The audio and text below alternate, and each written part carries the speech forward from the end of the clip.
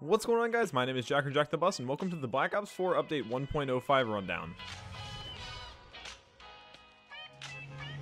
Just before we get started, if you're new to the channel, feel free to drop a sub for daily Black Ops 4 videos. Drop a like and let's get started. Now, I'd like this patch rundown to be as fast as possible for you, so I'm going to mull over some of the less important items on the agenda, but I will still mention everything you'll want to know. First off, they state that Nuketown has arrived. One of our most popular maps of all time makes its reimagined debut in Black Ops 4. It's free for all Black Ops 4 players, launching today on PS4 and available on all platforms next week. It also marks the biggest stability update to zombies since launch, implementing 60+ fixes for crashes and other issues. Hopefully that'll tone the blue screens down a little bit, even though right after the update I crashed and created class. They said they'll provide more concrete details on upcoming features such as the stamp system for challenges, daily callings, host migration support, split screen improvements, and more. They summarized a few changes made to multiplayer, including tweaks to the SG-12 strobe light, SMGs, Titan, and cold-blooded, which I'll go into. They've also added the Endurance Chaos Mosh Pit, which pits you in 6v6 matches on TDM, Domination, Hardpoint, and Kill Confirm. They also added CWL custom games today, offering a specific rule set just for those, including Hardpoint, Control, and Search and Destroy. There's also news in Blackout where the Bowie knife will join the arsenal, being a one-hit kill, as well as the ability to unlock icon characters including Mason, Woods, Menendez, and Reznov. There's also now a team scoreboard which can let you know how your squad is doing during the match. They've also announced the launch of daily tier skips in multiplayer in Blackout, allowing for first wins of the day to skip one entire tier in your pass. BLACKJACK shop is also now open, and I'll go more into detail on that in just a second. So first off, like I mentioned, Nuketown is only on PS4 for this week, but it'll be on Xbox and PC starting next week, as well as the Bowie knife being available only in Blackout, and it'll be a one-hit melee kill. Zombies also now spawn on Nuketown Island with a new zombie supply stash location right behind the Nuketown sign. This may even tease the addition of a Nuketown Zombies map in the future. BLACKJACK shop has now also been added, adding the Day of the Dead skins that you previously saw at launch where you got to pick one. It's basically a way to pick more specific things for you to buy with COD points, also replacing supply drops which may not even make it into Black Ops 4. Now onto the gameplay balance, which will be on both PS4 and Xbox One. The MX-9 GKS, Cordite, and Spitfire submachine guns have all been buffed with an increased ADS move speed. Their kill ranges were also increased in multiplayer as well. The Maddox had a slight recoil nerf, with the KN and Rampart getting small buffs. The Swordfish tactical rifle also got a small buff with reduced delay between bursts. The Titan also got a much needed nerf with reduced ADS speed, increased sprint out time, and more. Sniper rifles also had a nice buff this patch, with the Outlaw getting many needed improvements and the SDM and Koshka getting small buffs as well. As for the shotgun, the SG-12 just got a reduced visual effect on the strobe light, making that flashlight a little less annoying. Out of the specialists, Ajax had a big nerf with the 9-bang flash effect duration reduced by 25%. It's now countered more effectively by the tactical mask. The bullet spread is increased by 25% using the ballistic shield. Turn speed is also now properly slowed when hit by a concussion, and some small other fixes. Prophet had a small buff with improved Tempest accuracy and small fixes. Firebreak's Purifier will now properly damage the strike team, and Ruin had a small fix as well. As for the perks, Tactical Mask got a small buff with increased resistance to 9-bangs, concussion grenades, and razor wire. Blackjack was buffed with increased resistance to explosive damage. Cold-Blooded had a small buff with the increased delay of enemy AI targeting players, and Dead Silence suppressing even more player sounds. The only score streak affected was the strike team. Teams can now only have one strike team active at a time. Spawns have been adjusted for Arsenal, Summit, and Silo for most of the game modes. Seaside spawn adjustments were made, and Seaside and Gridlock general adjustments were made to the spawn system as well. Over in Hardcore, team killing a player near their own care package will now reflect damage back to the attacker. This is to prevent team killing to steal a teammate's care package. You know who you are. I will admit I've done that before. They adjusted the health model so that they can better balance out low damage weapons in Hardcore such as SMGs and pistols, which I'm assuming this means it's a nerf in Hardcore for SMGs and pistols. Armor also had a small change in Hardcore where lower damage weapons don't do as much to armor, whereas higher damage weapons actually counter armor by overriding its protection. Over in Heist, the Seeker Shock Mine cost was increased, Hellstorm cost increased, Lightning Strike cost increased, and then some other small fixes for Heist as well. There were a few bug fixes for Search and Destroy. CWO custom games have been added with all these settings below.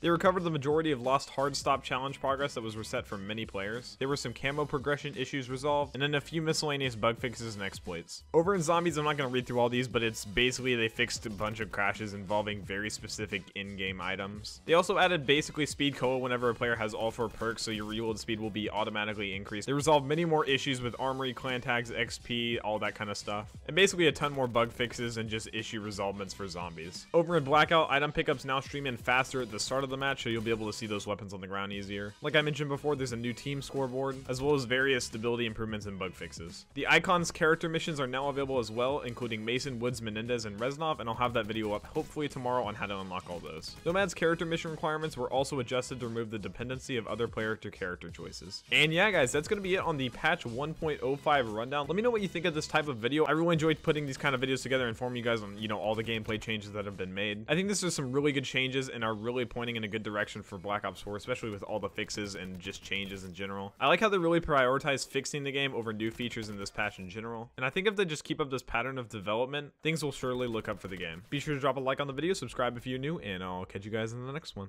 Peace.